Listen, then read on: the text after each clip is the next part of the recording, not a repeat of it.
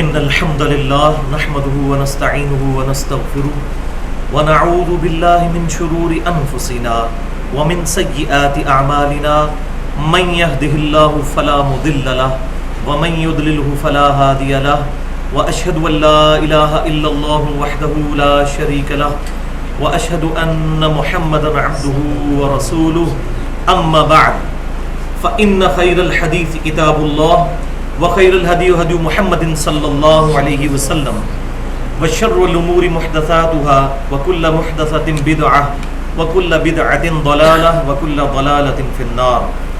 أعوذ بالله السميع العليم من الشيطان الرجيم من همزه ونفخه ونفثه. بسم الله الرحمن الرحيم. رب اشرح لي صدري ويسر لي أمري واحلل عقدة من لساني يفقهوا قولي. بسم الله الرحمن الرحيم. ان اللہ وملائکتہ یصلون علی النبی یا ایھا الذین آمنوا صلوا علیہ وسلموا تسلیما. اللهم صل علی محمد وعلی آل محمد كما صلیت علی ابراہیم وعلی آل ابراہیم انک حمید مجید. اللهم بارک علی محمد وعلی آل محمد كما بارکت علی ابراہیم وعلی آل ابراہیم انک حمید مجید.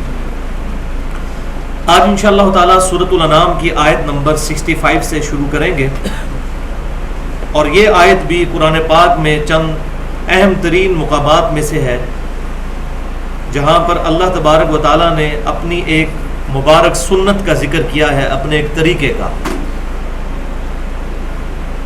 بسم اللہ الرحمن الرحیم. قل هو القادر على ان يبعث عليكم عذابا من فوقكم او من تحت ارجلکم. اب کنٹیکسٹ وہی چل رہا ہے کہ کفار مکہ امام کائنات صلی اللہ علیہ وسلم کی 13 سالہ دعوت کے باوجود دعوت حق قبول کرنے کے لیے تیار نہیں ہے. سورۃ الانعام نبی صلی اللہ علیہ وسلم کے مکی دور کے آخری حصے میں نازل ہوئی ہے، اور پس منظر میں 13 سال کی محنت موجود ہے اور صرف 125 لوگ ایمان لے کر آئے ہیں.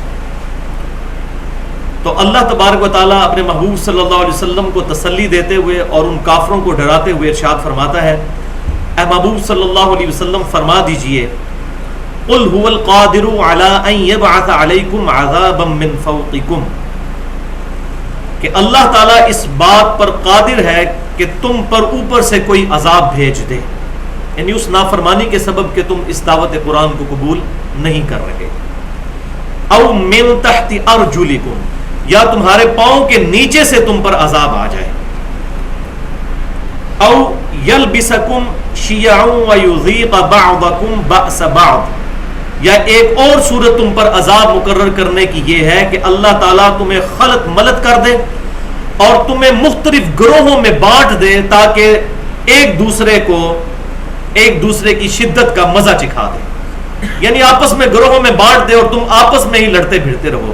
یہ بھی اللہ کے عذاب کی ایک شکل ہے. اب اس ساری صورتحال کو سامنے رکھتے ہوئے آج کے دور کو بھی ہم نے دیکھنا ہے. 3 صورتیں اللہ تعالیٰ نے فرمائی ہیں. یا تو تمہارے سر کے اوپر سے عذاب آ جائے گا جس کی ایک فارم جو ہے وہ تیز بارش کی شکل میں سیلاب بھی آ سکتا ہے، یا پاؤں کے نیچے سے، جس کی بڑی مثال جو اب کچھ عرصے سے اس ہمارے اپریل 2013 کے اندر ہی دنیا کے مختلف حصوں میں زلزلے آئے اور بڑے تباہ کن زلزلے.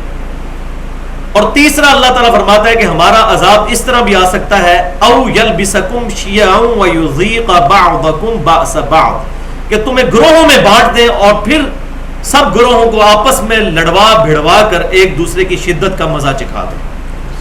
جو معذرت کے ساتھ آج اس وقت شاید ہمارے ملک پاکستان کی یہی حالت ہو چکی ہے کہ لسانیت کی بنیاد کے اوپر، فرقہ واریت کی بنیاد کے اوپر ایک مسلمان دوسرے اہل قبلہ اور اہل کلمہ کا گلا کاٹنے کے لیے تیار ہو چکا ہے. والعیاذ باللہ تعالی. انظر کیف نصرف الآیات لعلہم یفقہون. اے محبوب دیکھو تو صحیح ہم کس طرح پھیر پھیر کر اپنی آیات ان پر پڑھتے ہیں، شاید اس ذریعے سے یہ لوگ تفقہ فی الدین حاصل کر سکیں، یہ سمجھ سکیں اس سارے معاملے. اب اس کانٹیکسٹ میں اگر گفتگو کی جائے تو بہت زیادہ ٹائم چاہیے، لیکن ایک حدیث میں ضروری سمجھتا ہوں یہاں پر بیان کر دوں، جو صحیح مسلم کے اندر موجود ہے کتاب الفتن چیپٹر میں، فتنوں والے چیپٹر میں، انٹرنیشنل نمبرنگ کے مطابق 7260، اور یہ تقریباً 4-5 طرق ہیں اس کے، 7258، 259، پھر 260، 61، 62، کہ امام کائنات صلی اللہ علیہ وسلم نے ایک دفعہ صحابہ کرام علیہ رضوان کے ساتھ جاتے ہوئے ایک مسجد میں 2 رکعت نوافل ادا کیے، اور صحابہ کرام علیہ رضوان نے بھی آپ صلی اللہ علیہ وسلم کے ساتھ 2 نفل ادا کیے۔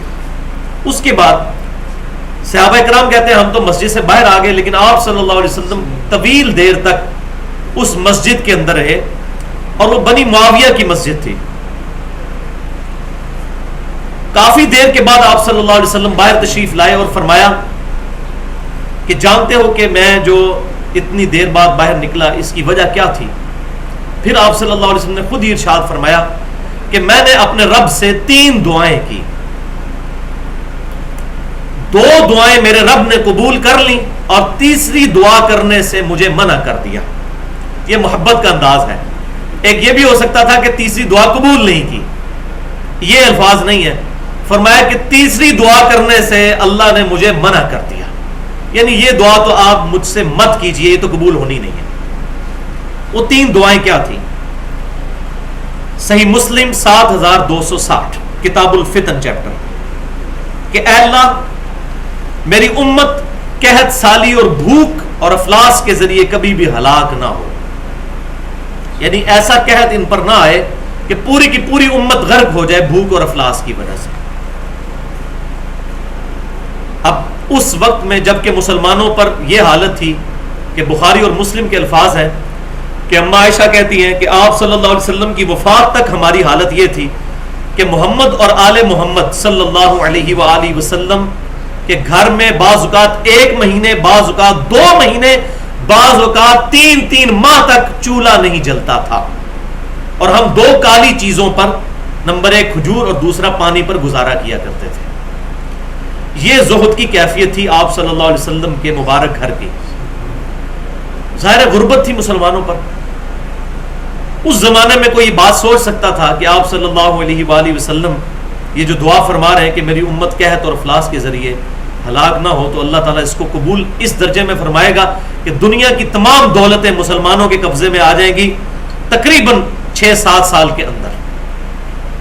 سیدنا عمر کے دور میں آپ دیکھ لیں، دونوں بڑی سپر پاورز جو ہیں، سب سے پہلے جنگ یرموک میں رومن امپائر گر گئی، اور اس کے بعد جنگ قادسیہ میں ایران بھی فتح ہو گیا، اور پوری دنیا کی دولت مسلمانوں کے قدموں میں آ کر ڈھیر ہو گئی۔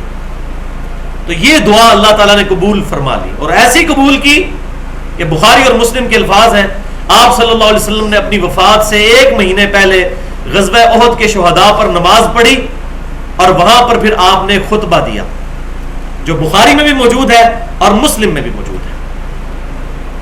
آپ صلی اللہ علیہ وسلم نے ارشاد فرمایا کہ اے لوگو، اللہ کی قسم میں اپنے حوض کوثر کو یہاں پر کھڑے ہوئے اس وقت بھی دیکھ رہا ہوں۔ اللہ تعالیٰ نے سارے پردے ہٹا دیے۔ مجھے اپنے بعد تم سے اس بات کا خدشہ نہیں کہ تم شرک کرنے لگو۔ یہ پرٹیکولر صحابہ سے خطاب ہو رہا تھا، اور صحابہ کے منہج پر قیامت تک آنے والا ایک گروہ حق پر قائم رہے گا۔ وہ بخاری اور مسلم کی حدیث ہے کہ میری امت کا ایک گروہ حق پر قائم رہے گا، باقی وہ 72 نے تو دوزخ میں جانا ہے۔ سنن ابی داؤد جامع ترمذی میں صحیح حدیث موجود ہے۔ اس وقت ایک گروہ وہ صحابہ ہی تھے، اس وقت تو کوئی اور دوسرا گروہ نہیں تھا۔ فرمایا مجھے تم سے شرک کا خدشہ نہیں، البتہ مجھے یہ ڈر ہے کہ تم دنیا کے مال میں پھنس جاؤ گے۔ اور مسلم میں آگے بھی حدیث چلتی ہے 5977، یہی حدیث انٹرنیشنل نمبرنگ کے مطابق، اور اس میں آگے الفاظ ہے کہ پھر تم دنیا کے مال میں ایسے پھنسو گے کہ جس طریقے سے تم سے اگلی امتیں تباہ ہو گئی دنیا کے مال میں پھنس کر، تم بھی دنیا کے مال میں پھنس کر ایک دوسرے کو قتل کرو گے، اور اسی طریقے سے ہلاک ہو جاؤ گے جیسے اگلی امتیں ہلاک ہو گئی، والعیاذ باللہ تعالی۔ اور یہ ہم نے پھر دیکھ لیا سیدنا علی کے دور کے اندر ان فتنوں کا آغاز ہوا، جن فتنوں کی ایک بڑی فارم جنگ جمل، اس کے بعد جنگ صفین اور جنگ نہروان۔ یہ سارے کے سارے معاملات آپ صلی اللہ علیہ وسلم پہلے فورسی کر رہے تھے اللہ کی بتائی ہوئی غیبی خبروں کی وجہ سے. تو میں اس حدیث کے کانٹیکسٹ میں یہ بات اس لیے کر رہا تھا کہ دعا ایسی قبول ہوئی کہ مال پھر فتنہ بن گیا امت کے لیے. جامعہ ترمذی میں صحیح سند کے ساتھ حدیث موجود ہے. آپ صلی اللہ علیہ وسلم نے فرمایا کہ ہر امت کا کوئی نہ کوئی فتنہ ہے اور میری امت کا فتنہ مال ہے. اسی کانٹیکسٹ میں نے 1.5 گھنٹے کی گفتگو کی ہے مسئلہ نمبر 51 کے نام سے اہل سنت پاک.com پر. رزق حرام، فتنہ مال، دنیا پرستی اور اس کا انجام اور اس کا علاج، جس میں قرآن اور صحیح الاسناد 17 حدیث جو تقریباً سب کی سب بخاری اور مسلم سے تھیں فتنہ مال کے اوپر میں نے اس کی مذمت پر بیان کیا ہے. تو آپ اس حدیث کی طرف واپس آئیے کہ آپ صلی اللہ علیہ وسلم نے 3 جو دعائیں کی تھی. تو پہلی دعا یہ کی کہ میری امت قحط سالی اور بھوک سے ہلاک نہ ہو، دعا قبول ہو گئی. دوسری، اے اللہ میری امت پر ایسا عذاب نہ بھیجنا کہ ان کی جڑ کاٹ کر رکھ دے.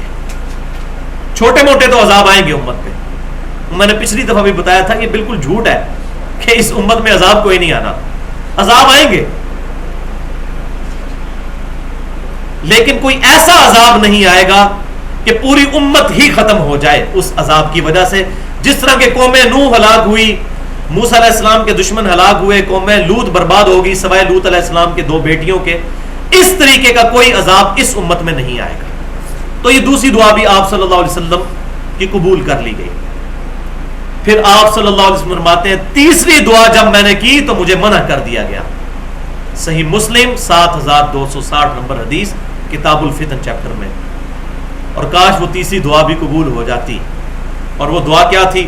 اے اللہ میری امت کبھی بھی آپس میں نہ لڑے، آپس میں ایک دوسرے کو قتل و غارت کا یہ نشانہ نہ بنائے. اس دعا سے اللہ تعالیٰ نے روک دیا کہ یہ دعا آپ کی قبول نہیں ہے، آپ دعا نہ کیجیے. پھر اسی کے ساتھ ایک ترک ہے 7258 صحیح مسلم میں، اس میں آپ صلی اللہ علیہ وسلم نے فرمایا کہ اللہ تعالیٰ نے مجھے یہ غیبی خبر دی ہے کہ کبھی بھی میری امت پہ دشمن غالب نہیں آئے گا، یہ آپس میں ایک دوسرے کو قتل و غارت کر کے ایک دوسرے کو غلام بنائیں گے، قیدی بنائیں گے. باہر کا دشمن کبھی بھی ان پر غالب نہیں آ سکے گا تا وقت کہ یہ آپس میں ایک دوسرے کے ساتھ نہ کریں. اور وہی آپ دیکھ لیں ہمارے پڑوسی ملک افغانستان کے اندر کیا ہوا. امریکہ کبھی بھی وہاں پر غلبہ حاصل نہیں کر سکتا تھا. مسلمانوں کے 2 گروہوں کو بھڑوا دیا آپس میں، طالبان کو بھی اور شمالی اتحاد، دونوں مسلمان چھوٹے چھوٹے اختلافات کی بنیاد پر ایک دوسرے کی تکفیر، اور آج صورتحال آپ کے سامنے ہے. پوری دنیا میں یہ ہو رہا ہے. اب تو وہ رپورٹ بھی وکی لیکس والوں نے نکال دی ہے کہ عراق کے اندر شیعہ سنی فسادات امریکن فوج نے کروائے ہیں. اوپنلی یہ بات آ گئی ہے. ہم تو پہلے ہی رو رہے تھے کہ یہ مسلمانوں کو لڑوا رہے ہیں، کوئی شیعہ سنی والا مسئلہ ہی نہیں تھا. شیعہ سنی 1000 سال سے عراق میں اکٹھے رہ رہے تھے، 60% شیعہ تھے، حکومت سنیوں کے پاس تھی، لیکن کبھی قتل و غارت ایسا نہیں ہوا تھا. اب خود کا شملے اور امام بارگاہوں میں اور مسجدوں کے اندر اب وہ پتہ چل گیا کہ وہ امریکن فوج نے سارا کیا. ادھر سے ایک مسجد میں بلاسٹ کروا دیا، ادھر سے امام بارگاہ میں، تاکہ آپس میں ہی مسلمان لڑتے بھیڑتے رہے. تو مسلمانوں کو، خصوصاً مسلمانوں کے جو لیڈرز ہیں، چاہے وہ سیاسی رہنما ہوں یا دینی رہنما، ان کو وقت کے حالات کے مطابق امت کو گائیڈ کرنا چاہیے کہ اس وقت ہمارا اصل دشمن کون ہے، اس کو پہچانے. تو ہمارا اصل دشمن وہ لوگ ہیں، وہ لیڈرز ہیں کہ جو یہود و نصارہ کے ایجنٹ بن کے مسلمانوں کے اندر فرقہ وارانہ بنیاد کے اوپر، لسانیت کی بنیاد کے اوپر تفریق ڈال رہے ہیں. اب کراچی میں کیا ہو رہا ہے؟ مہاجر اور پٹھان آپس میں لڑ رہے ہیں، دونوں مسلمان ہیں، ایک دوسرے کو قتل کر رہے ہیں، اور ایک مسلمان دوسرے مسلمان کے قتل کو حلال سمجھے ہوئے ہیں، وَلِعَاذُ بِاللَّهِ تَعَالَى. اس کانٹیکسٹ میں میری گفتگو ہے مسئلہ نمبر 28 کے نام سے قتل مسلم کی سزا اور خودکش حملوں کی شرعی حیثیت کیا ہے. اس پہ میں نے ڈیٹیل کے ساتھ کافی سارے موضوعات کو ٹچ کیا ہے. تو یہ اللہ تعالیٰ نے جو اپنے عذاب کی 3 صورتیں بتائیں کہ یا تو آسمان سے عذاب آ جائے گا، یا زمین کے نیچے سے، تمہارے پاؤں کے نیچے سے، یا پھر آپس میں تم گروہوں میں بٹ جاؤ گے اور ایک دوسرے کو قتل کرو گے، ایک دوسرے کو جو ہے وہ اپنی شدت کا مزہ چکھاؤ گے. وَكَذَّبَ بِهِ قَوْمُكَ، اور اے محبوب صلی اللہ علیہ وسلم اس قرآن کو آپ کی قوم نے جھٹلا دیا ہے. یہ بہی کی ضمیر وہ شروع سے شروع ہوئی ہے سورۃ الانعام کی آیت نمبر 19 سے.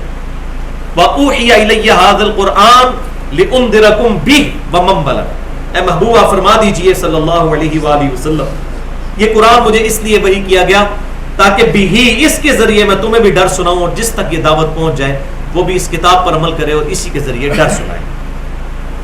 تو اے محبوب صلی اللہ علیہ وسلم آپ کی قوم اس قرآن کو جھٹلا چکی. وَهُوَ الْحَقُّ، حالانکہ یہ تو حق ہے، اور حق کی اپروپریٹ ٹرانسلیشن ہے پرپزفل، با مقصد کتاب ہے. یہ ان کے مقصد حیات کو سمجھانے والی کتاب تھی، لیکن انہوں نے اس کو جھٹلا دیا. قُلْ لَسْتُ عَلَيْكُمْ بِوَكِيلٍ، اے محبوب صلی اللہ علیہ وسلم آپ فرما دیجئے میں تم پر کوئی وکیل نہیں ہوں، میں تمہارا کوئی ذمہ دار نہیں ہوں. یعنی میرا کام تھا تمہارے تک دعوت حق پہنچانا، اب اگر تم دعوت قبول نہیں کرتے تو میں تمہاری طرف سے کوئی ذمہ داری اٹھانے والا نہیں ہوں.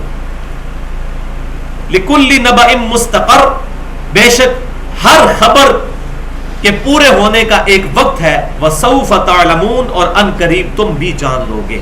یہ بھی وہی کانٹیکسٹ چل رہا ہے کہ وہ نبی صلی اللہ علیہ وسلم کو کہتے تھے کہ 13 سال ہو گئے آپ کی دھمکیاں سنتے ہوئے کہ اگر مجھ پر ایمان نہیں لاؤ گے تو اللہ کا عذاب آ جائے گا. عذاب تو کوئی نہیں آیا، لائیں عذاب کدھر ہے؟ تو اللہ تعالیٰ نبی صلی اللہ علیہ وسلم کی مبارک زبان کے ذریعے ان کو فرما رہا ہے کہ یہ عذاب آنے والا ہے، تھوڑی دیر کی اب مہلت باقی رہ گئی ہے. اور وہی ہوا. اس کے فوراً بعد ہجرت مدینہ ہوئی اور تقریباً 1.5 سال کے بعد 2 ہجری کے اندر غزوہ بدر میں کافروں پر پہلی عذاب کی قسط آئی، جس کا ذکر سورۃ الانفال کے اندر موجود ہے کہ تم عذاب چاہتے تھے، لو عذاب کی پہلی قسط غزوہ بدر کی شکل میں تم پر آ گئی.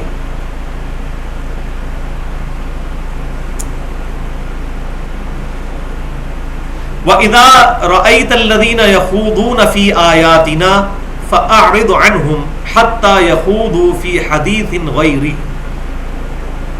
اور اے مسلمانوں آپ صلی اللہ علیہ وسلم کے ذریعے سے پوری امت کو خطاب ہو رہا ہے کہ جب بھی تم دیکھو کہ یہ ہماری آیات کے بارے میں بےہودہ گفتگو کر رہے ہیں، بےہودہ غور و تفکر کر رہے ہیں. یہ یخوضون، یہ خوض، غور و خوض، یہ اردو میں بھی لفظ استعمال ہوتا ہے، عربی میں خوف بن جائے گا ضاد کے ساتھ. تو یہ فرق سمجھ لیجئے، ایک لفظ ہے غور اور ایک ہے خوض. غور کہتے ہیں پازیٹیولی کسی چیز پر تفکر کرنا جس سے پازیٹیو رزلٹ نکالنا، اور خوض عربی زبان میں خوف اس غور و تفکر کو کہتے ہیں کہ جو بے معنی ہوتا ہے، شرارت کے لیے کہ اچھا اب یہ حق بات سنی ہے، اب اس میں سے الٹا مطلب کیسے نکالنا ہے اور اس کو ڈینائی کرنا ہے. تو اس لیے غور کا یہاں لفظ نہیں آیا، تفکر کا لفظ نہیں آیا، بلکہ آیا یخوضون، تفکرون نہیں آیا. جب یہ ہماری آیات میں اس قسم کی یہ غور و فکر جو ہے نٹوریس غور و فکر کر رہے ہوتے ہیں تو اے محبوب صلی اللہ علیہ وسلم اور آپ کے ذریعے امت کو خطاب ہے کہ آپ لوگ ان سے اعراض کر دیا کریں، وہاں پر نہ بیٹھا کریں. حتی یخوضوا فی حدیث غیری، یہاں تک کہ یہ اور باتیں شروع کر دیں. ہاں اگر اپنا ٹاپک بدل دیں پھر آپ ان کی مجلس میں بیٹھ سکتے ہیں. اگر قرآن کی آیات کا مذاق جس مجلس میں اڑایا جا رہا ہو وہاں پر آپ بیٹھ بھی نہیں سکتے. یہ آج بھی ذرا سمجھ لیجیے اس بات کو. جہاں پر بھی کوئی بندہ یہ دیکھے کہ یہاں پر قرآن کا مذاق اڑایا جا رہا ہے، وہاں پر یا تو حسین بننے کی کوشش کرے اور مجاہد بن کے سامنے کھڑا ہو جائے، جو صحیح مسلم کی حدیث ہے کہ برائی کو دیکھو تو ہاتھ سے بدلنے کی کوشش کرو. ہاتھ سے ہی نہیں بدل سکتے تو زبان سے، اور زبان سے بھی نہیں تو کم از کم دل میں برا جانو، لیکن یہ آخری درجہ ہے ایمان کا. تو جہاں پر بھی ایسی بات ہو رہی ہو فوراً اپنا پروٹیسٹ ریکارڈ کروائیں کہ بھائی دین کو اور قرآن کی آیات کو تختہ مشق نہ بنایا جائے. مجھے اب یہ ضمناً چلتے چلتے بات یاد آ گئی. آج سے تقریباً 3-4 سال پہلے یہ پیر پگاڑا صاحب جو اس وقت تھے، اب تو ان کی جگہ نئے بن چکے ہیں، ان کا بیان میں نے خود سنا اور اخبار میں بھی آیا. جب وہ تنگ آ چکے تھے ہماری اس پیپلز پارٹی کی منحوس حکومت سے، تو انہوں نے کہہ دیا کہ اب ماشاء اللہ سے کچھ نہیں ہوگا، ماشاء اللہ سے ہوگا. اس کے بعد بندہ مسلمان نہیں رہتا جو یہ بات کرتے. حالانکہ ماشاء اللہ ہی سے ہونا ہے، انشاءاللہ ہی سے ہونا ہے. تو انہوں نے کہا دیکھیں اب ردیف قافیہ کیسا ملایا انہوں نے کہ ماشاء اللہ سے نہیں کچھ ہوگا، ماشاء اللہ سے ہوگا. یہ مسلمانوں کے لیڈروں کی حالت ہے جن کے ہزاروں میں نہیں لاکھوں میں مرید ہیں. 6 سیٹیں کم از کم قومی اسمبلی کی پکی ہیں سندھ کے اندر، یہ پیر پگاڑا اینڈ فیملی کی. اور نبی صلی اللہ علیہ وسلم کا کرتا مبارک اور پگڑی مبارک بھی نسل در نسل ان کے پاس چلتی آ رہی ہے. وہ ہر سال زیارت بھی کرواتے ہیں اس کے موقع کے اوپر. لیکن آپ حالت دیکھ لیجئے کہ یہ دین کا کس قدر مذاق ہمارے دینی لیڈرز اڑاتے ہیں. وَلِعَاذُ بِاللَّهِ تَعَالَى. تو جب تم دیکھو کہ وہ کسی اور گفتگو میں مشغول ہو گئے پھر تم ان کی مجلس میں بیٹھ سکتے ہو، یعنی اپنا پروٹیسٹ ریکارڈ کرواؤ، وہاں سے اٹھ جاؤ کہ یہاں پر قرآن و سنت کے خلاف بات ہو رہی ہے. وَإِمَّا يُنْسِيَنَّكَ الشَّيْطَانُ فَلَا تَقْعُدْ بَعْدَ الذِّكْرَى مَعَ الْقَوْمِ الظَّالِمِينَ. اور اگر شیطان تمہیں بھلا دے یہ بات، یعنی اٹھنا بھول جاؤ، تو جیسے ہی یاد آئے تو فوراً وہاں سے اٹھ جاؤ، وہاں مت بیٹھو اس ظالم قوم کے ساتھ جو ہماری آیات کو جھٹلا رہی ہے اور ان کا مذاق اڑا رہی ہے.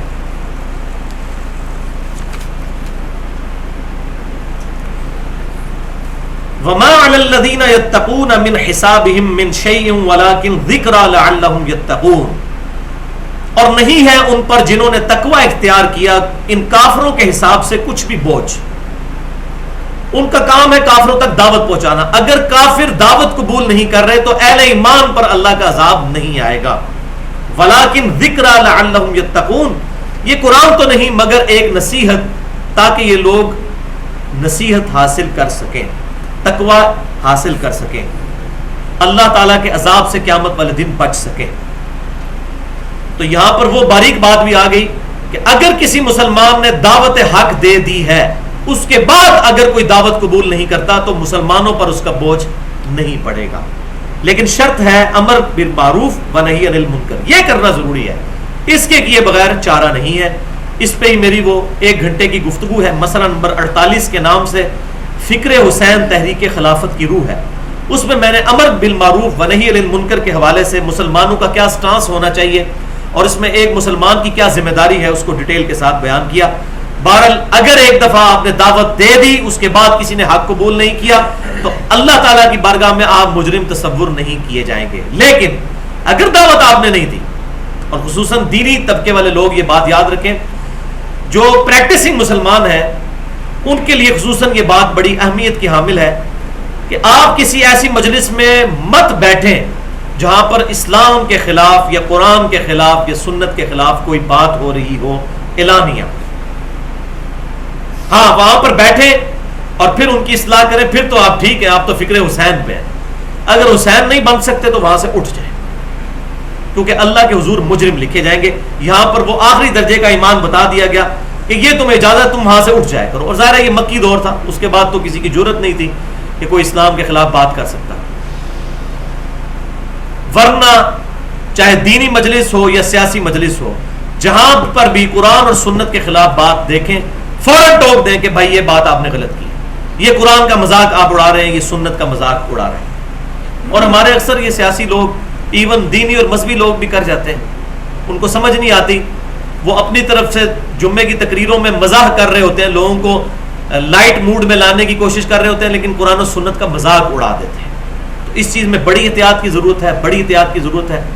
لیکن اس میں فنیٹک بھی نہیں ہونا چاہیے. اگر کسی کی بات کے 2 مطلب نکل سکتے ہیں تو مسلمان کلمہ گو اہل قبلہ اگر کوئی بات کرتا ہے تو اس کی اگر دونوں طرف تعویل ممکن ہے تو اس کو بینیفٹ آف ڈاؤٹ بھی دینا چاہیے، کفر کا فتویٰ نہیں لگانا چاہیے. جیسے ابھی پچھلے دنوں میں عمران خان صاحب نے وہ فی البدی تقریر کے دوران کہہ دیا اوپر اللہ اور نیچے بلّہ، تو کافی لوگوں نے کہا کہ جناب یہ آپ نے توہین کر دی ہے. ٹھیک ہے، ایک کانٹیکسٹ میں کوئی اس کو سمجھ بھی سکتا ہے. باقی اگر کوئی اس معنی میں وہ یہ کہنا چاہ رہے تھے کہ اللہ تبارک و تعالیٰ کی ذات اپنے عرش پر مستوی ہے اپنی شان کے لائق، یہی اہل سنت کا اجماعی عقیدہ ہے. اور یہ اکثر اردو میں بھی شعر بولا جاتا ہے، کرو مہربانی تم اہل زمین پر، خدا مہرباں ہوگا عرش بری پر. تو ان معنوں میں اگر انہوں نے کہا کہ دنیا میں ظاہری اسباب کے طور پر آپ مجھے ووٹ دیں تو انشاءاللہ ہم دنیا میں انقلاب لے کر آئیں گے، تو یہ تعویل ممکن ہے نا اس بات کی. تو اس میں بینیفٹ آف ڈاؤٹ دیا جا سکتا ہے، لیکن ان کو بھی سمجھانا چاہیے کہ ایسی کوئی بات نہ کریں، خصوصاً ہمارے ملک پاکستان میں جہاں پر قرآن و سنت کی کوئی بات کرنے کو بھی کوئی گستاخی سمجھ لیتا ہے. یہاں پر تو آپ آیت پیش کر دیں، حدیث پیش کر دیں تو لوگ اس کو گستاخی سمجھتے ہیں. مثلا کسی کو بتائیں کہ صحیح مسلم میں حدیث ہے کہ قبروں پہ عمارتیں مت بناؤ، قبروں کو پکا مت کرو، قبروں پہ مت بیٹھو، نہ مجاور بن کے اور نہ فزیکلی، تو وہ کہیں گے جی آپ نے تو اتنے بڑے بزرگوں کی توہین کر دی ہے جنہوں نے مزار بنائے ہیں. تو اس ملک میں جہاں لوگوں کا ذہن ہی بڑا چھوٹا ہے، علمی معیار ہی بہت پست ہے، وہاں پر اس طرح کی بات کرتے ہوئے احتیاط کرنی چاہیے. کوئی ایسی مثال نہ بیان کی جائے جس کی وجہ سے مسئلہ کھڑا ہو جائے. اب لوگ فتوے لگانے والے موجود ہیں، کوئی سمجھاتا نہیں جا کے کہ آپ نے یہ بات غلط کی، آپ رجوع کریں. یہ کوئی خدمت اسلام کی کرنے کے لیے تیار نہیں، بس کسی کی بات پکڑی اور پھر اس کے اوپر فتوے لگا دیے. یہ ہم لوگ خدمت سمجھتے ہیں اسلام کی، والعیاذ باللہ تعالی.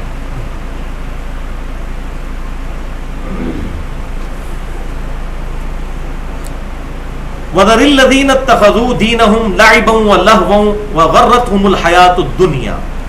اور اے محبوب صلی اللہ علیہ وسلم ان لوگوں کو ان کے حال پر چھوڑ دیجئے کہ جنہوں نے اپنے دین کو دل لگی اور کھیل کا ایک ذریعہ بنا لیا ہے.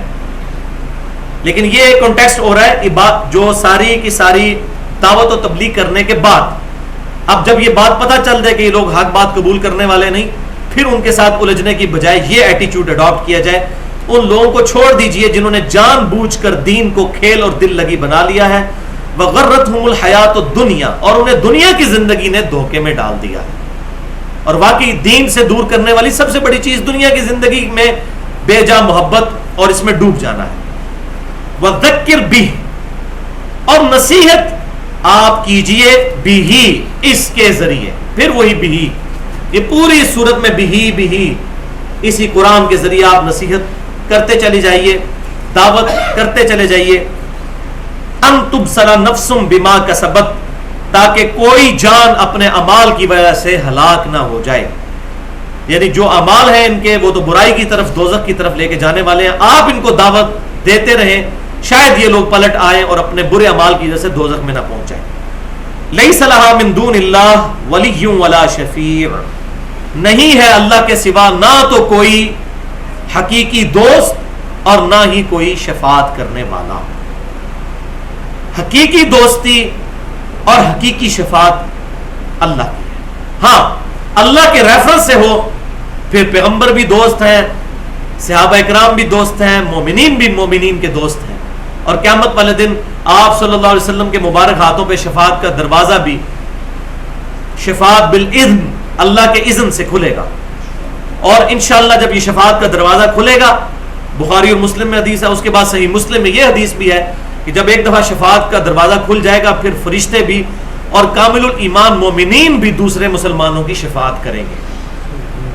لیکن یہ والے نہیں جو لوگ کہتے ہیں جی ساڑھے لڑ لگ جاؤ تو اسی اس ٹائم تک جنت ہی نہیں بڑھنا جو تک تو سارے نو جنت ہی نہ لے جائیے. ان کی بات نہیں ہو رہی. یہ بندہ وہ بندہ بات کرے گا جو بندہ دین کی سمجھ نہیں رکھتا. جو بندہ دین کو سمجھتا ہے وہ تو آخری وقت تک اپنے خاتمے کے بارے میں ڈرتا رہے گا کہ میرے ساتھ کیا معاملہ ہونے والا ہے. وہ کبھی اتنا اوور کانفیڈنٹ نہیں ہوگا جی میں آپ کو جنت میں ساتھ لے جاؤں گا. پہلے انسان اپنی فکر کرے. اور بخاری اور مسلم کی متفق علیہ حدیث ہے، اور میں سمجھتا ہوں پوری امت کے لیے حدیث کافی ہے قبلہ درست کرنے کے لیے، کہ نبی صلی اللہ علیہ وسلم نے اپنی بیٹی کو مخاطب کر کے کہا تھا، اے فاطمہ اس بات پہ مت اکڑنا کہ تم اللہ کے نبی کی بیٹی ہو. اپنے امال اپنے ساتھ لے کر آنا. میرے مال میں سے جو تو نے مجھ سے لینا ہے وہ لے لو، لیکن قیامت والے دن اگر اللہ نے تمہیں پکڑ لیا تو میں بھی تمہارے کچھ کام نہیں آؤں گا.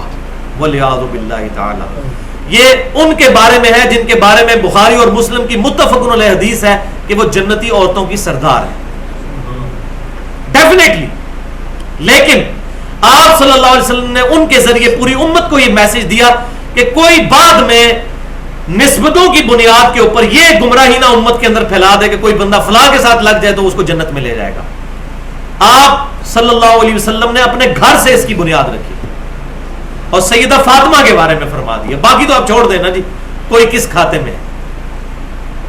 اللہ وہی میں پریشان ہوتا ہوں. کتاب و سنت پڑھے تو کچھ اور دین ہے، معاشرے میں دیکھیں تو کچھ اور دین ہے. اس دین کے ساتھ کوئی تعلق نظر نہیں آتا جو کتاب و سنت میں ہے. الٹا ہم کسی کو یہ بات بیان کرتے ہیں تو وہ کہتا ہے گستاخی. یہاں ہمارے جہلم شہر میں ہی ایک اچھے خاصے دیندار آدمی, جب ان کو میں نے یہ حدیث سنائی بخاری اور مسلم سے, انہوں نے کہا جی آپ نے حضرت فاطمہ کی گستاخی کر دی ہے. تو میں نے ان کو کہا بھی حضرت فاطمہ کی اگر یہ گستاخی کی ہے نا تو میں نے نہیں کی ہے, آپ ذرا اپنی بات پر غور کریں. یہ نبی صلی اللہ علیہ وسلم نے فرمایا. کیوں کہ ان کے اپنے پری ڈیٹرمنٹ ریزلٹس, اپنے عقائد و نظریات ہیں. اس میں جو چیز فٹ ان ہوگی, جو اس کے ساتھ میچ کرے گی اس کو مانیں گے, جو اس سے نہیں میچ کرے کہیں گے جی ہم نے ماننی نہیں ہے, تو ہے ہی گستاخی. تو ہر بندے نے اپنے مرضی کا دین بنایا ہوا ہے. وَإِن تَعْدِلْ كُلَّ عَدْلٍ لَا يُؤْخَذْ مِنْهَا, اور قیامت والے دن اگر کوئی شخص معاوضے میں ہر شے بھی دے ڈالے تو اس سے قبول نہیں کی جائے گی. یعنی یہ دنیا کے اندر ہو سکتا ہے کہ کوئی شخص دنیا میں مال دے کر, سفارش کر کے, زبردستی دھونس کے ساتھ جرم کرنے کے باوجود چھوٹ جائے, لیکن آخرت میں یہ معاملہ نہیں ہوگا الا یہ کہ اللہ رحم فرمائے. اولئک الذین ابسلوا بما کسبوا, یہی وہ لوگ ہیں جو ہلاک کر دیے گئے ہیں اپنے اعمال کی وجہ سے.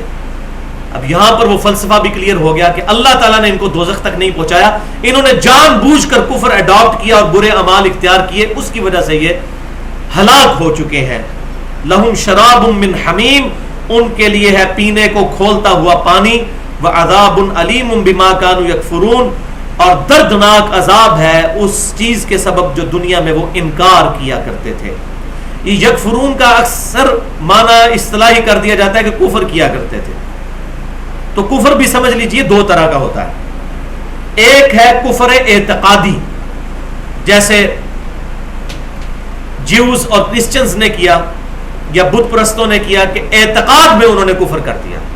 نبی صلی اللہ علیہ وسلم کو پیغمبر نہیں مانا, اللہ کی وہ توحید جو قرآن میں آئی اس کو نہیں مانا. یہ ہے اعتقادن کفر. ایک ہے کہ اعتقادن تو بندہ مسلمان ہے لیکن عملاً کافر ہے, جیسا کہ سنن ابی داؤد اور جامع ترمذی کی صحیح حدیث ہے, من ترک الصلاۃ متعمدا فقد کفر, جس نے جان بوجھ کر نماز چھوڑی اس نے کفر کیا. عقیدے میں وہ مسلمان ہے لیکن اعمال میں کافر ہے, اور یہ بہت خطرناک بات ہے. جس کے اعمال کفار والے ہیں تو وہ حدیث بھی یاد کر لیجئے, سنن ابی داؤد کی اور مسند احمد کی صحیح حدیث, کہ جو دنیا میں جس کے ساتھ مشابہت اختیار کرے گا قیامت والے دن انجام بھی اس کے ساتھ ہوگا. بولے تو لوگ خوش ہو جاتے ہیں, خیر جی عقیدے میں تو مسلمان ہے, اعتقاداً مسلمان ہے, اگر عملاً کافر بھی ہوئے تو کیا. اور اس سے بھی بڑی بات کہ اللہ تعالیٰ گناہوں کی پاداش میں کسی کا ایمان بھی سلب کر سکتا ہے. وَلِعَاذُ بِاللَّهِ تَعَالَى, کوئی پتہ نہیں کہ کسی کے ساتھ کیا معاملہ ہونے والا ہے.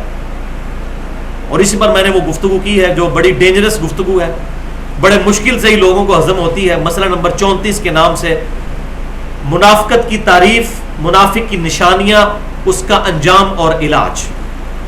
اس میں میں نے بتایا کتنے صحابہ جو حضور کی زندگی میں حضور پر ایمان لائے تھے لیکن حضور کی وفات کے بعد مرتد ہو کر اور کافر ہو کر مرے ہیں.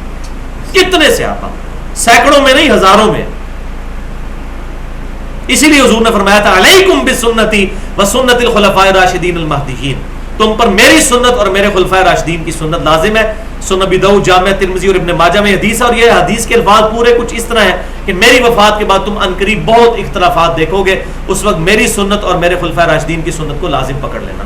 اور وہی دیکھ لیں, آپ کی وفات کی دیر تھی, ہزاروں لوگ جو ہیں وہ زکوٰۃ دینے سے انکاری ہو گئے, ہزاروں لوگ مسلمہ کذاب جھوٹے پیغمبری کے دعویٰ کرنے والے کے ساتھ شامل ہو گئے. پھر ان کی سرکوبی کے لیے سیدنا خالد ابن ولید رضی اللہ تعالیٰ عنہ کو سیدنا ابوبکر صدیق رضی اللہ تعالیٰ عنہ نے بھیجا اور وہ فتنہ دبایا گیا. اور یہ پھر معاملہ چلتا رہا. سیدنا علی کے دور کے اندر پھر خوارج نکلے, وہ تو اللہ صحابہ کو منہ پہ کافر کہتے تھے. تو یہ کہاں تک فتنہ پھر پہنچا. تو یہ معاملہ بڑا خطرناک ہے. یعنی کہ نبی صلی اللہ علیہ وسلم کی صحبت کرنے والے لوگ بھی بے فکر نہیں ہو سکتے. ہم کس کھیت کی مولی ہیں.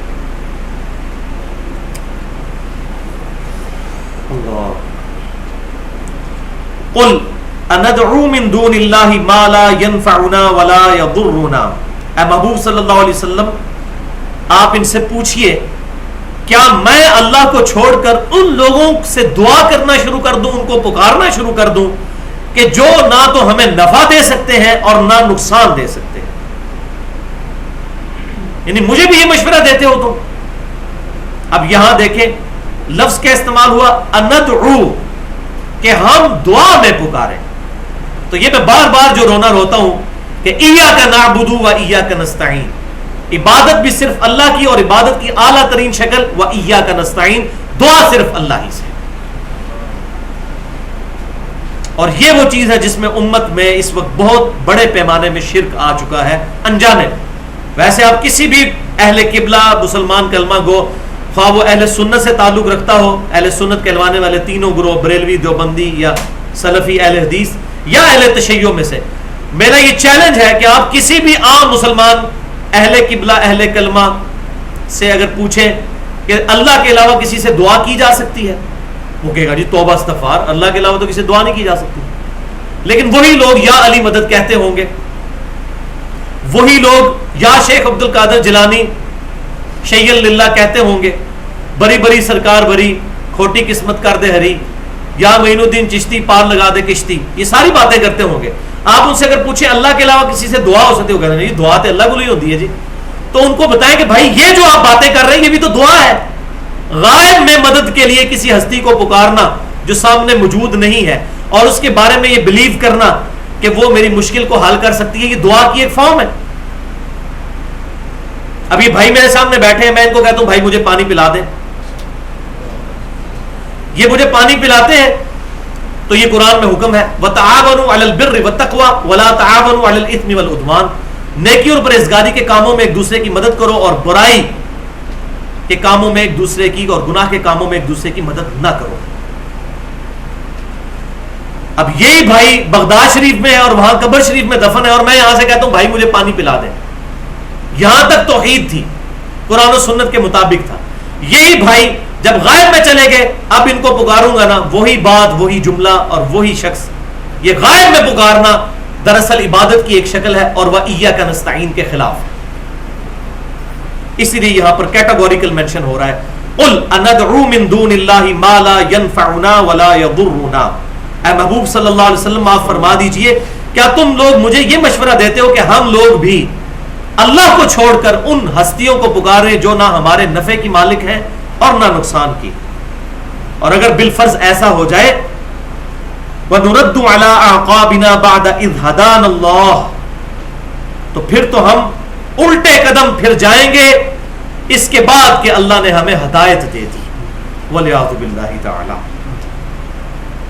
اور اے کافرو تمہاری مثال، اے منکرین قرآن تمہاری مثال تو یہ ہے کَالَّذِي اسْتَهْوَتْهُ الشَّيَاطِينُ فِي الْأَرْضِ حَيْرَانٌ، کہ تم تو اس شخص کی مانند ہو کہ جسے شیطان نے زمین میں بھٹکا دیا ہو اور وہ حیران پھر رہا ہو. لَهُ أَصْحَابٌ يَدْعُونَهُ إِلَى الْهُدَى ائْتِنَا، اور اس کے ساتھی اس کو بلا بلا کر ہدایت کی طرف پکار رہے ہوں کہ آ جاؤ یہ حق کا راستہ ہے، اور وہ بات قبول نہ کرے. قُلْ إِنَّ هُدَى اللَّهِ هُوَ الْهُدَى، آپ فرما دیجئے محبوب صلی اللہ علیہ وسلم ہدایت اور حقیقی رہنمائی تو وہی ہے جو اللہ کی طرف سے. اللہ تعالیٰ نے ہدایت کی یہ کتاب اپنے پیغمبر صلی اللہ علیہ وسلم کو دی، وہی کانٹیکسٹ چل رہا ہے. وَأُوحِيَ إِلَيَّ هَذَا الْقُرْآنُ لِأُنذِرَكُم بِهِ وَمَن بَلَغَ.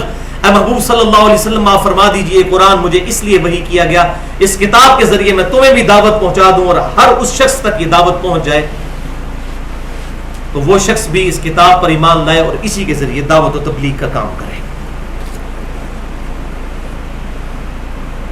وَأُمِرْنَا لِنُسْلِمَ لِرَبِّ الْعَالَمِينَ، اور ہمیں تو یہی حکم ہوا ہے کہ ہم اپنے رب کے حضور سر تسلیم خم کر دیں.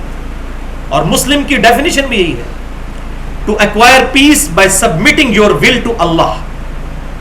قیامت والے دن امن و سلامتی کا حصول، امن اور سلامتی حاصل کر لینا اپنی رضا اپنے رب کے حوالے کرنے کے بعد. مسلم کون ہوتا ہے؟ جو اپنی رضا اپنے رب کے حوالے، یہ اللہ میری مرضی نہیں اب تیری مرضی چلے گی، وہ ہے مسلم، فرما بردار. تو ہمیں یہی حکم ہوا ہے محبوب صلی اللہ علیہ وسلم آپ فرما دیجئے کہ ہم اپنے رب کے حضور سر تسلیم خم کر دیں. وَأَنْ أَقِيمُوا الصَّلَاةَ وَاتَّقُوهُ، اور یہ بھی حکم ہوا ہے کہ نماز کو قائم کریں اور اسی کا تقوی اختیار کریں، اور اس کے لیے چیک پوائنٹ کیا ہے؟ وَهُوَ الَّذِي إِلَيْهِ تُحْشَرُونَ، اور وہی وہ ذات ہے جس کی طرف تمہیں قیامت والے دن جمع کیا جانا ہے۔ جب تک آخرت پیش نظر نہیں ہوگی انسان کا قبلہ درست نہیں ہوگا۔ اسی لیے آخرت کے لیے ایمان کافی نہیں ہے، بلکہ سورۃ البقرہ کے شروع میں آیا وَبِالْآخِرَةِ هُمْ يُوقِنُونَ، آخرت پر یقین رکھتے ہیں۔ ایمان تو سب کا ہے، لیکن واقعی یقین ہو جائے اس طریق پر جس طریق پر ہمیں فزیکل فینامنا آف نیچر کے اوپر یقین ہے۔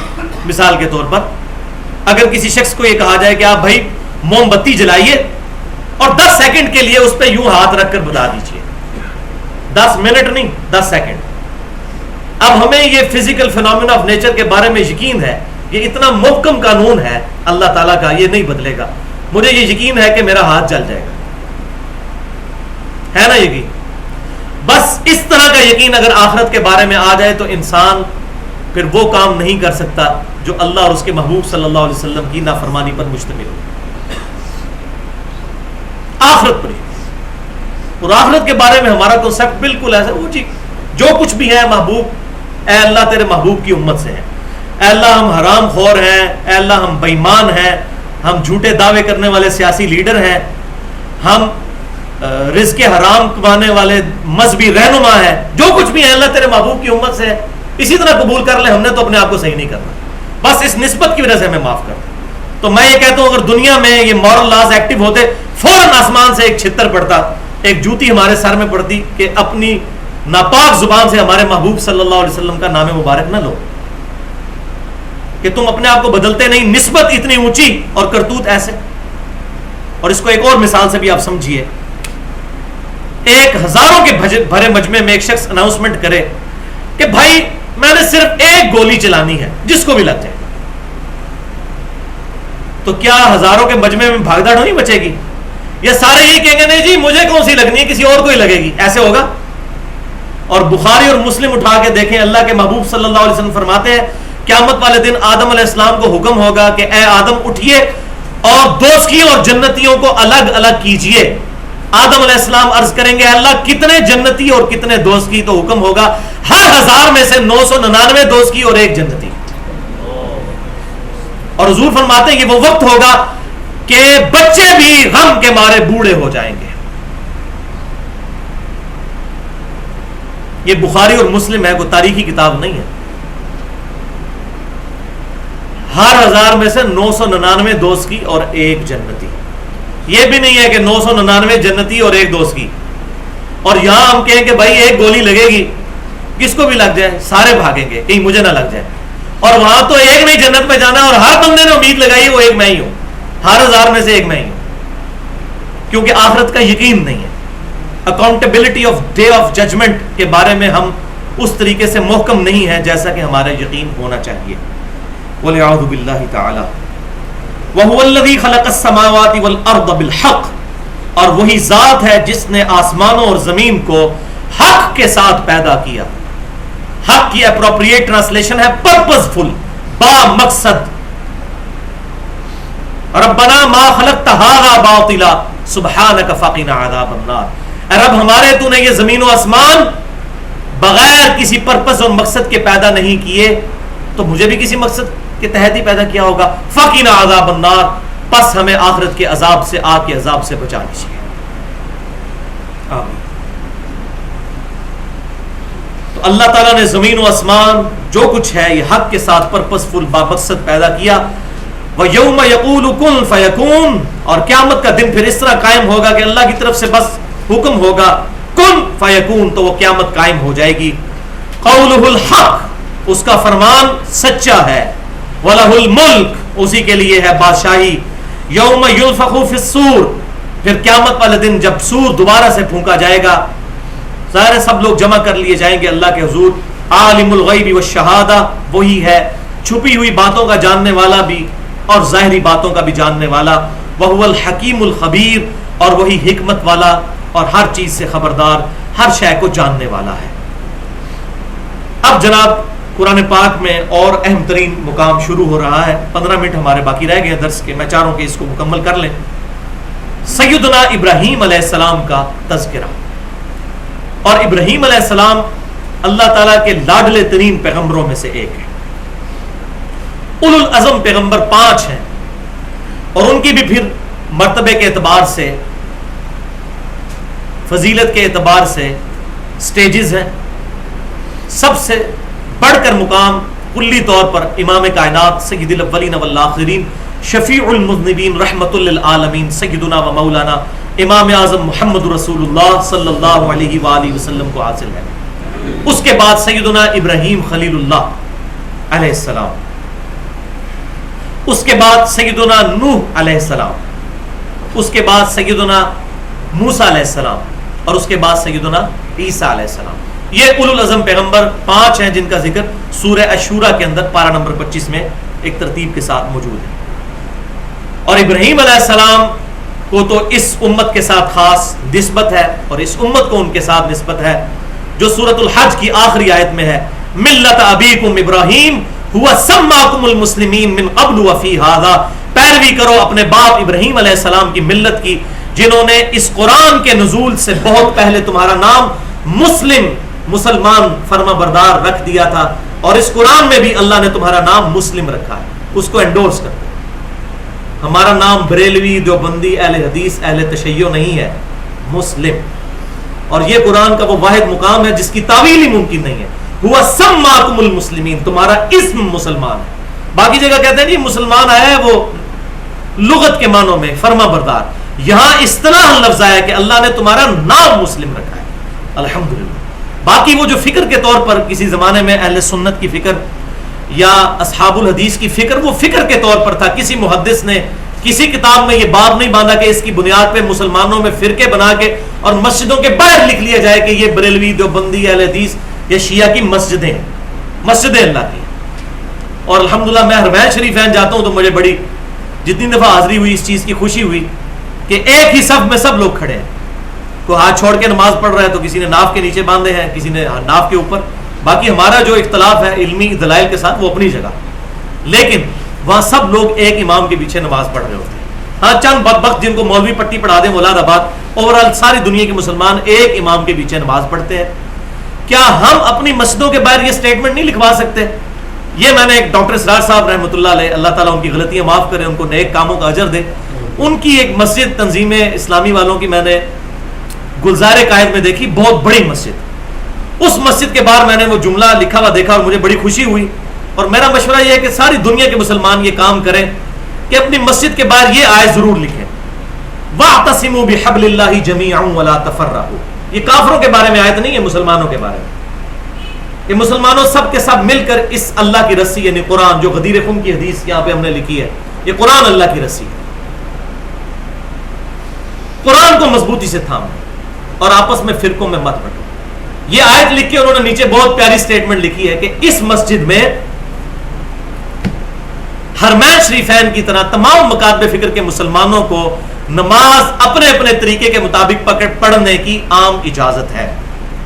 حالانکہ امام مسجد رفع الیدین سے نماز نہیں پڑھتے, اور اس مسجد میں ایوریج ایک نماز کے اندر میرا خیال ہے مغرب کی اور میں نے نماز پڑھی, میرا خیال ہے تقریباً 1000 کے قریب لوگ موجود تھے. اتنی بڑی مسجد مین مارکیٹ کے اندر ہے, بازار کے اندر, بہت بڑی مسجد. اور امام جو ہے وہ بغیر رفع الیدین کے نماز پڑھ رہے ہیں, لیکن پیچھے مقتدی رفع الیدین کے ساتھ پڑھنے والے بھی ہیں, ہاتھ چھوڑ کے پڑھنے والے بھی سارے. آمین اونچی ہو رہی ہے اور مسجد گونج رہی ہے آمین کے ساتھ. اور یہاں آپ کسی مسجد میں آمین اونچی کہہ کے دیکھیں, وہ سمجھتے ہیں پتہ نہیں وہ کافر مسجد میں گھسا ہے.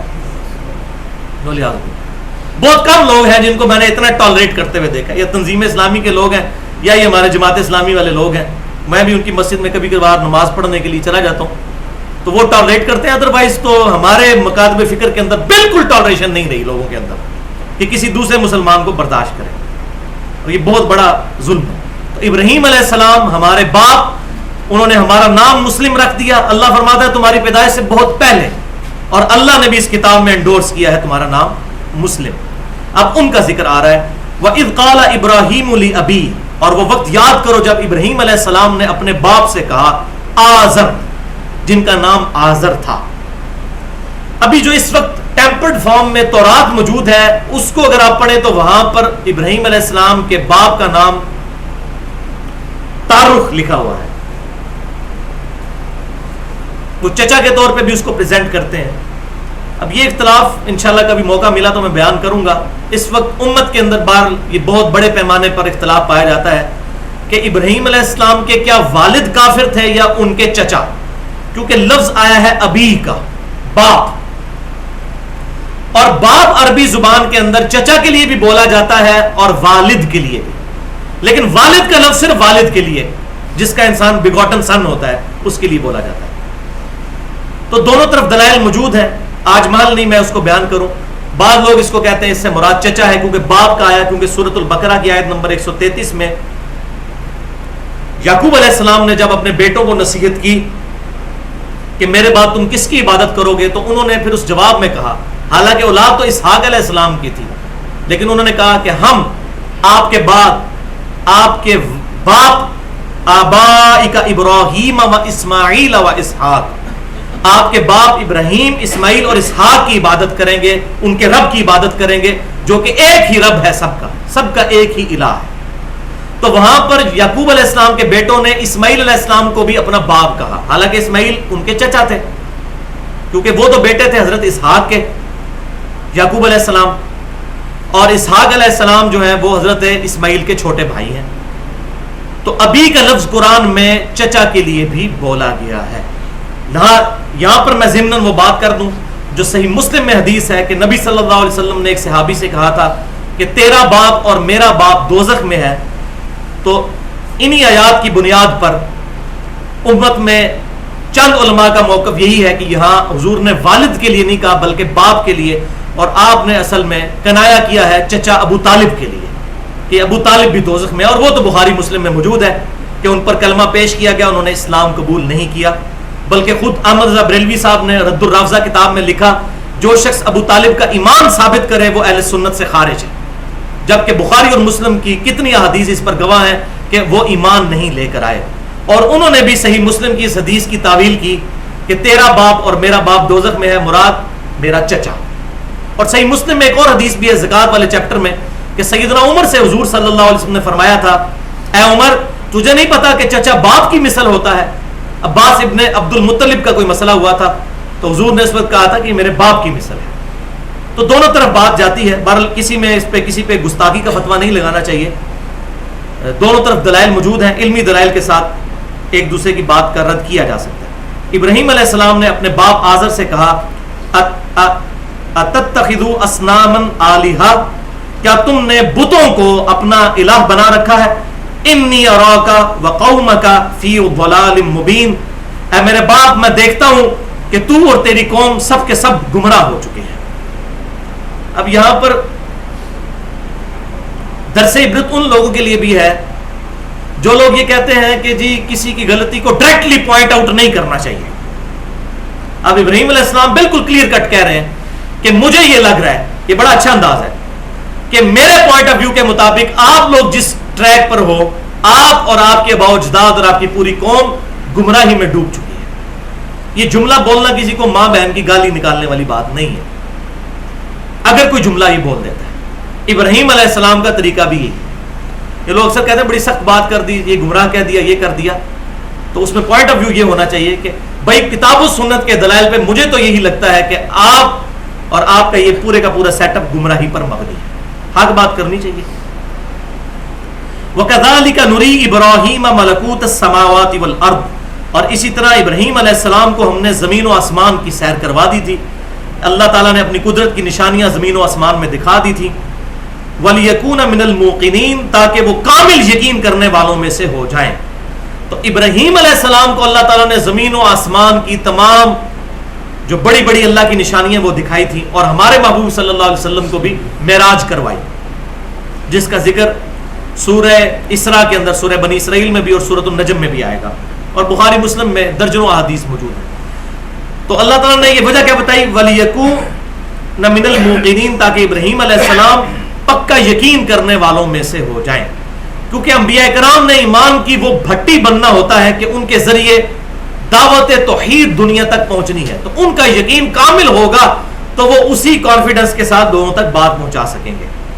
تو اللہ تعالیٰ نے ابراہیم علیہ السلام کو ایمان کے اس اعلیٰ ترین درجے تک پہنچایا. اسی طریقے سے ہمارے محبوب صلی اللہ علیہ وسلم کو بھی معراج میں اللہ تعالیٰ نے جنت بھی دکھا دی, دوزخ بھی دکھا دی, جنتیوں کا جنت میں پہنچنا بھی دکھا دیا, اور مستقبل کے کتنے حالات اور واقعات سب کے سب آشکار کر دیے. الحمدللہ. فلما جن علیہ اللیل رآ کوکبا, پھر جب رات ان پر چھا گئی ابراہیم علیہ السلام اور ان کی قوم کے اوپر, تو انہوں نے ایک ستارے کی طرف دیکھا. اب یہ ایک دعوت کا انداز تھا ان کا. ستارے کی طرف دیکھا اور کہا قال ھذا ربی, یہ میرا رب ہے. یہ استفہامیہ انداز ہے, یعنی اے قوم کے لوگوں کہ مختلف جو معبود کھڑے کر لیے ہیں لوگوں نے, کیا یہ ستارہ یہ میرا معبود ہو سکتا ہے؟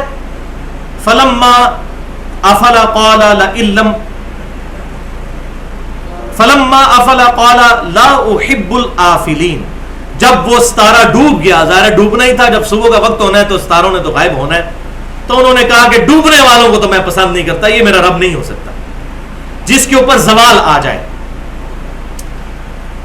فلما رأى القمر بازغا, اور جب چاند کو دیکھا رات کے وقت خوب روشن, قال ھذا ربی, تو کہا یہ میرا رب ہے.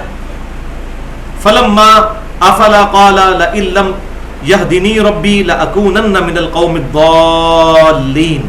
تو جب وہ چاند بھی, اس کی بھی جب روشنی غائب ہو گئی صبح کے وقت, تو انہوں نے کہا کہ اگر میرا رب مجھے ہدایت نہ دیتا تو میں بھی ضرور اس گمراہ قوم میں شمار ہو جاتا. ظاہر اللہ تعالیٰ نے گمراہوں کے اندر اس پیغمبر کو اٹھایا, اللہ تعالیٰ نے جبلی ہدایت ان کو دی تھی. ہمارے محبوب صلی اللہ علیہ وسلم کے بارے میں بھی آیا لقد من اللہ علی المؤمنین اذ بعث فیہم رسولا من انفسہم.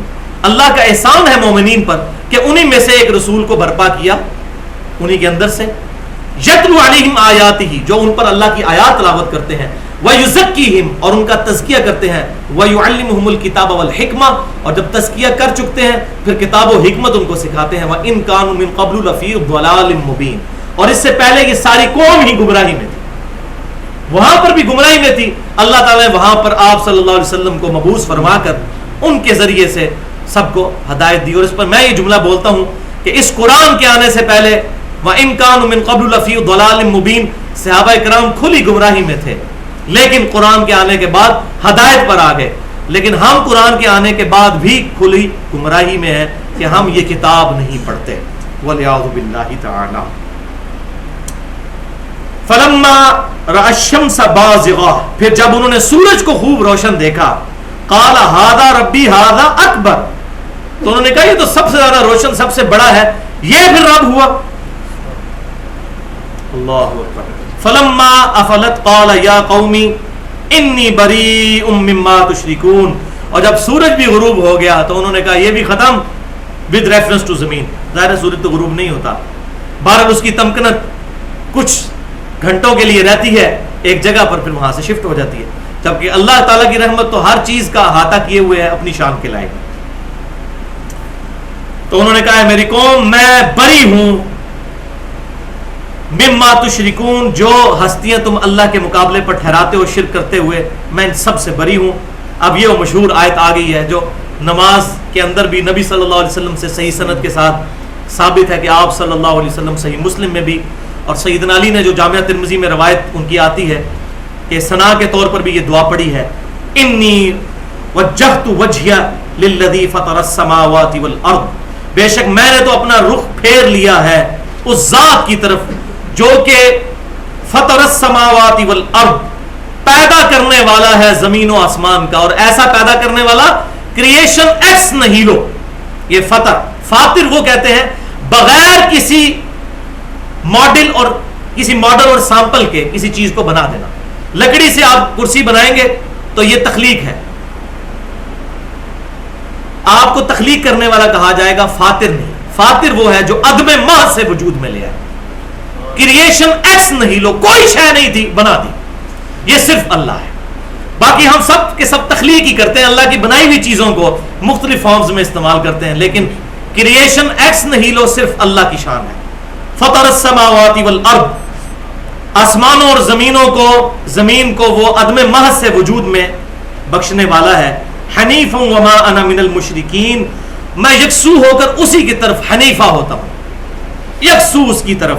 وما انا من المشرکین، اور میں مشرکین میں سے نہیں ہوں. یہ ابراہیم علیہ السلام کا الحمدللہ دعویٰ، جو ہم بھی نماز کی صلاح میں پڑھنا ہمارے لیے بھی سنت ہے. ما کان ابراہیم یہودی ولا نصرانیہ، ابراہیم علیہ السلام نہ تو یہودی تھے اور نہ نصرانی. ولکن کان حنیفا مسلما وما کان من المشرکین، بلکہ وہ تو سب سے ٹوٹ کر حنیفہ ہو چکے تھے اپنے رب کے، اور وہ مشرکین میں سے نہیں تھے. تو اسی کو آپ ٹرانسلیٹ کر لیں ہمارے پیغمبر کے بارے میں کہ ہمارے پیغمبر علیہ السلام بھی نہ تو بریلوی تھے، نہ دیوبندی تھے، نہ اہل حدیث تھے، نہ شیعہ تھے، بلکہ وہ سب سے ٹوٹ کر اپنے رب کے ہو گئے تھے، اور وہ مشرکین میں سے نہیں تھے، مسلم تھے. اللہ تعالیٰ سے دعا ہے جو حق بات میں نے کہی اللہ تعالیٰ ہمارے دلوں میں راسخ فرمائے. اگر جذبات میں میرے منہ سے کوئی غلط بات نکل گئی تو اللہ تعالیٰ ہمارے دلوں سے معاف کر دے. محفل سے اٹھنے کی دعا ہے. سبحانک اللہم و بحمدک، اشہد ان لا الہ الا انت، استغفرک و اتوب الیک، وما علینا الا البلاغ المبین.